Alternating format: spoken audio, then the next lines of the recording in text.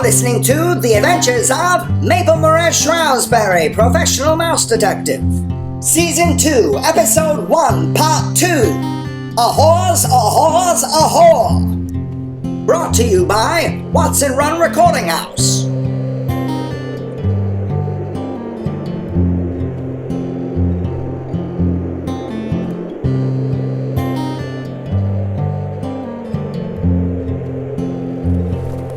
Shrouzberry and Twatson trek down the muddy streets of Sugarloaf, turn a corner and admire the lavish and striking red and black sign reading Madame Alesandra's mystical menagerie. Ah, Madame Alessandra's mystical menagerie! Oh goody, we're here! Do try to seem a little more enthusiastic while inside, Maurez. Twatson knocks on the large gold hole door. An eye slit opened on the other side, revealing the eyes of a female mouse with heavy eyeliner, wearing a pink veil across the lower half of her face, and answered silently. Detective Albert Twatson to see the Madame Alesandra. The mouse on the other side of the door just stared daggers into Twatson's soul. I do have an appointment. It is quite true, and it is quite frigid out here, so if you would open the fucking door. Maple! The female mouse, still staring at Twatson, unlocked all the locks on the golden hole door and let the two detectives inside. The interior of the menagerie was covered in draping maroon cloth with golden accents. Then Madame Alesandra walked out from the back. The first thing the two detectives noticed about Madame Alesandra was the size of her breasts. They were very large and supple, so succulent like a prime cut of veal. It also helped that she was wearing a purple corset. She had 2 golden earrings in each of her ears and wore a crown-like tiara with a veil that came down the sides of her ears and the back of her head. Her eyes were mesmerizing, and her breasts were huge. Gentle mice, gentle mice. Oh, what's that? Yes. Pardon us. My name is Madame Alesandra, and welcome to my mystical menagerie. Please, come, follow me into the back. This is where we will perform the seance. Maple was instantly suspicious and noticed the zombie-like state of the pinkies wearing the veils. Why wear the veils, he thought. Were they hiding something? Or perhaps for another, historically more sinister reason? Please, have a seat, detectives. And when you are all comfortable, we will please hold our paws together. Madame Alesandra closes her eyes, as well as Twatson, who holds her paw. Maple looked at Madame Alessandra's hand with disgust and disdain, as if it were covered in shit. No, thank you. Oh, Detective Shrouzberry, I assure you, my paws are clean. Are they? Maple! Are you accusing of me or something, detective? No, I'm just not one for paw holding. Maple, stop being such a dick and hold her damn paw. Maple, staring at Twatson reluctantly, gave Madame Alesandra his crusty paw. Oh, spirits of the Father, oh, hear my call. Has anyone heard from the recently deceased Elma? From the other side of the room, you could hear something knock. Did you hear that? Average hocus pocus. You are not a believer, Detective Shrouzberry? Oh, my mother believed after my father died. She believed in almost anything if it brought her comfort, especially in her opium-induced dreams, where she claimed to see the future. Maurez, must you be so rude? I am sorry for your loss, Detective. And if there is anything I can do to ease your... Sorry is enough. I can see that loss follows you, Detective. Perhaps that is why that cloud follows you perched over your shoulder, dropping snow upon you, your own very mark of loss. Well, it doesn't take a psychic to figure that one out now, does it? Twatson, I don't know why you still insist in believing in this tomfoolery. It's not in the bells, books, and candles. It's in our own souls, Twatson. Our souls. In what state is your soul in, Detective Shrouzberry? None of your good damn business, bitch. The radio turns on. Mousters and Misas of Sugarloaf. This is Minister Maisto. Due to the severity of the unforeseen tragedies at Bashabo's Magic Act, the ministry has seen fit to order a decree. A curfew has been instated from 8 p.m. to 5 a.m. It has come to light due to the great detective work of the Sugarloaf MPD that there is evidence of a macabre organization veiled in secrecy amongst us.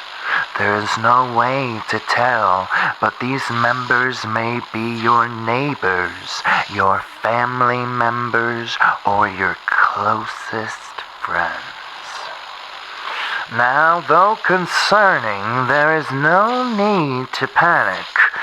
And as long as we all work together and follow the ministry's decree. However, let it be known, though, that any mouse found out on the streets of Sugarloaf after curfew will be apprehended and arrested immediately, to be detained and undergo a thorough inquisition, pardon me, intense interrogation. The ministry will also be looking into the disappearance of the magician Bashabo, and first look to question Detective Shrouzberry, who fled the scene of a murder the other night. If you have any information on his whereabouts, please contact the ministry police immediately. Dear Gouda Maple, one would believe they're trying to frame you for this whole Sabo business. Well, it seems that you have more to worry about than just me, Detective. I always have more to worry about, bitch. Besides your blatant disrespect towards me and my beliefs, I wish you the best, Detective Shrouzberry. We protect our own from the ministry. As far as we know, you never came into my menagerie today. I thank you for your confidentiality, Madame Alesandra. I wish you a truly good day. Maple gave Madame Alesandra a cold glance and marched his badass out the door. Once the two detectives left, Madame Alesandra whipped her hand up and snapped her fingers. Girl! Le Minister Masto know Detective Shrouzberry was here. But Madame, you say... I know what I say. You dare question your master? The mouse girl nodded her head and left out the back hole with haste.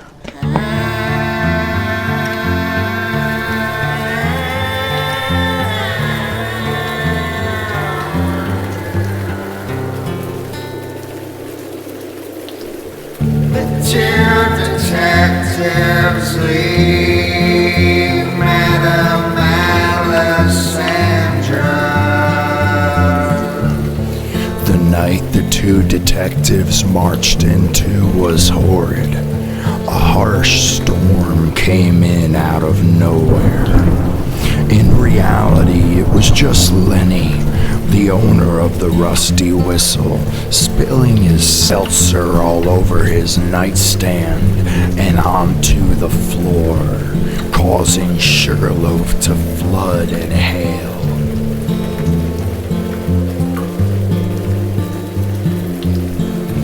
Lenny moved on from Fago. His mother said she's worried about his heart.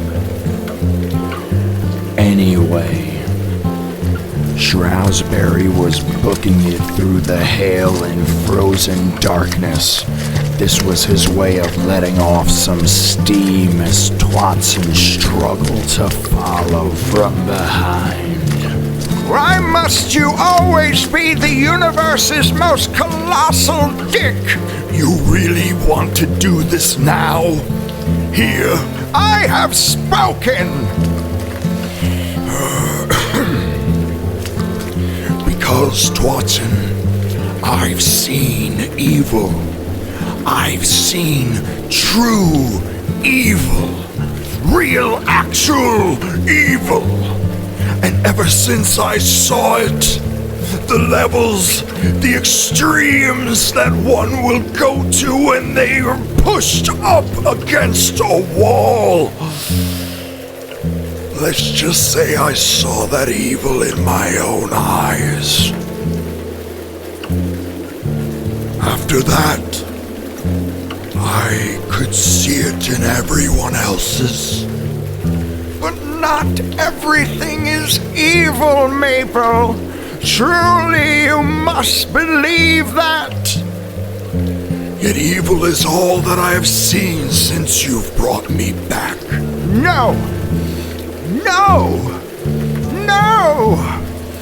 But what about the good? The moth, me finding you, Elma, knowing Elma, loving Elma as you did. Don't you dare bring her into this. Even if you wanted to. Where is she now? With Gouda, I hope. Every night, I pray that the fairy frog took her to sit by Gouda's side. The question that's ringing around in my non-fanciful brain is why? Why do you want me to be so good? Because I know there's good in you. I see it. Hidden under this facade. And it is so good. and it is there, Maple. Yet you refuse to share it with the world. The world's not ready for my spark just yet, Twatson. Well, then when will it be? Because I've seen it. That night, I followed that moth. I kept telling myself it couldn't have been divine, but it led me to you. The lightning, the thunder, the cool air of life resurrecting you. The moth was just a moth. No divinity, no resurrection. You may have brought me back, but you've brought me back to this? Why even do it? You could have raided my hole and left this hellish city. Oh, Twatson, there is still so much you don't know. Well, that may be true, mate. But I know one thing you still don't. And what's that? It'll just have to be my secret now, wouldn't it, friend?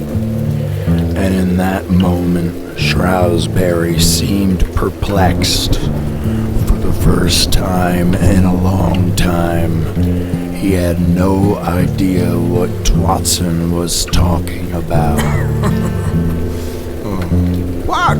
Let's get out of this Gouda-forsaken weather and head back to my hole.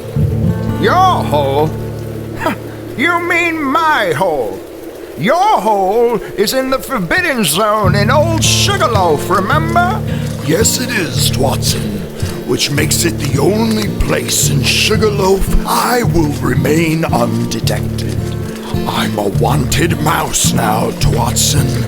I'm a wanted mouse. Shrouzberry's a wanted mouse now. The ministry's closing in.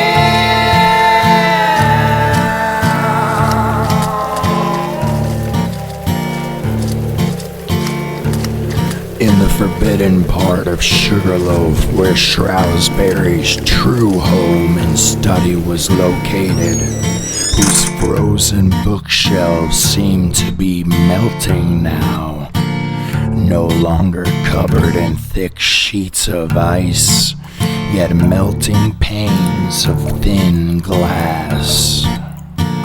Twatson and Shrouzberry are looking for an old book, more than an old book, in fact, one of his old journals, in which he held the knowledge he had acquired through his life to hand down to himself and others close to him in the future.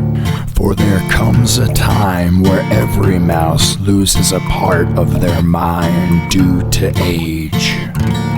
Is this place even worth salvaging, Maurez? Twatson kicked over a frozen globe into a massive puddle, which took over half of Shrouzberry's partially frozen study. The amount of literature alone in this room could exercise a simple mind like yours into a titan amongst scholars. We must salvage everything in this room. Well, I suppose we could try. Perhaps it's time we got to work cleaning this now soggy ice fortress of yours. The amount of knowledge in Shrouzberry's study was comparable to that of the lost library of Alexandria, which was said to be destroyed by Julius Caesar. Knowing a genius like Caesar, however, it is believed that he first looted all of the library's contents to keep this sacred knowledge hidden to the common people and leave the true knowledge of the universe to the elite. The library that Caesar destroyed and hid is now in reality called the Library of Vatican City. Built upon Julius Caesar's own city of Rome, has stolen and hidden the ancient sacred knowledge of our world. Shrouzberry began slowly going about organizing the books they could scrounge up into boxes in his library. As Twatson began mopping up all of the ice water that was being melted by the fireplace in Shrouzberry's study, suddenly a voice from the darkness whispered out to Twatson. We wrote you on the wings of moths, their symbols the sigils to the secrets we keep. Who the hell are you? I am Chip. Why must you stand in the shadows? Come out here and let me have a look at you. The mysterious voice from the darkness walked out into the light of Shrouzberry's fireplace. There walked out a large red-hooded figure. You're from the gang that stole the Great Bashabo. Oh, hey, I found my journal. Twatson, I see you, met my friend Chip. Shrouzberry, he's wearing the same red-hooded cloak as the mice that abducted Bashabo. He could hold the whereabouts of Bashabo and have your name cleared. Apprehend this mouse at once. Well, you see, I would, but Chip is no mouse. Chip is a member of the House of Chip. The large red-hooded figure removed his hood to reveal his true identity. There, standing a head taller than the two detectives, was a chipmunk. I can't believe it. Well, you should, Connors. You know my true name. Of course we know who you are. We know many things about you, Connors, Albert, Twatson. We know that your name is an acronym for cat. We know that you have not yet met your full potential and reached your true destiny. Well, if you know so much, how come you let Maple freeze for 15 years as everything went to shit in this Gouda-forsaken city? It is not our place to intervene. We try not to at all costs. I've heard tales of your kind before, yet never seen with my own eyes. Your fur is so beautiful. Twatson raised his tiny mouse paw to Chip's face and ran his fingers through his brown and orange fur. This is very uncomfortable. Yeah! What are you doing, Twatson? Are you stoned? Maple, I thought you would be here after the rousing speech Maystow made. Safest place in Sugarloaf? Safest place in Sugarloaf, indeed, old friend. Yet, I come on other urgent matters. I came here to tell you that the case of the missing pinkies is not yet closed. Our sources tell us that just last night, another 2 pinkies were reported missing, and one on the night of Bashabo's last magic act. Yet the ministry has not yet reported it. Which means Bashabo couldn't have been the one behind the missing pinkies. No. Let the adults talk. It just means that he wasn't the only one poaching young tail. Exactly, Maple. Oh, pardon me, Maurez, but I demand to know how you know this chipmunk who claims not to intervene, yet may be the captor of Bashabo. Oh yes, we captured Bishabo. Then no matter your beauty, I must take you into the proper authorities. Oh, quit flirting with him, Twatson, and calm yourself. Bishabo is getting what he deserves. Wait, so you know about this? Oh, Twatson, of course I know. Maple was the one who requested it. Maple, you're then guilty. Of course I'm guilty, Twatson. I mean, have you met me? How else were we going to get close enough to Bishabo to question him? You saw the security they had at the show. Who better to capture him than those who are incapable of capture? And where better to question him than a dungeon that is off the grid? Why didn't you just tell me, Maurez? There is so much you don't know about me, Twatson. Most things you'd never want to know. I apologize for cutting this short, yet if Bishabo had completed his third and final spell, he would have awakened an ancient Canaanite god and caused untold havoc upon not only Sugarloaf, yet the world. An incident caused by mouse kind again, something we haven't seen since 1347. Humans call it the Black Plague. Chip's job is to keep events like this in check and from escalating and affecting other realms.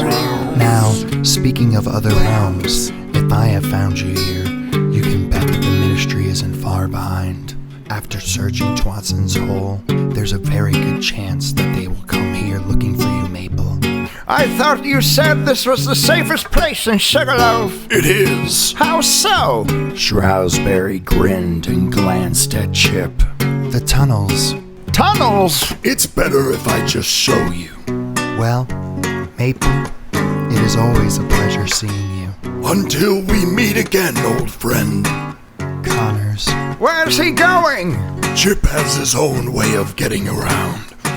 Trust me, he'll be fine. Now, follow me into the tunnels. I have to find a very special magnifying glass, and I feel like I know just who would have it. And who's this? My old friend, the Midnight Librarian. The Adventures of Maurez Shrouzberry, Professional Mouse Detective. It's a Watson Run Recording House production.